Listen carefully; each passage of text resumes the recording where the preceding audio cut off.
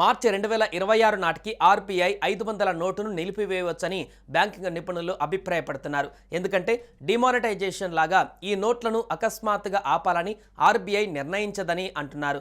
బదులుగా ముందుగానే వాటిని చెలామణి నుంచి ఆపడం ద్వారా మార్కెట్లో వాటి సంఖ్యను తగ్గించడం ద్వారా సులువుగా ఆపివేయొచ్చని అంటున్నారు.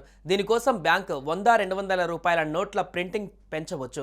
బ్యాంకుల ఏటీఎంలలో వాటి సంఖ్య పెరుగుతోంది. 500 నోట్లను క్రమంగా మార్కెట్ నుండి ఉపసంహరించుకొని బ్యాంకుల్లో జమ చేస్తారు.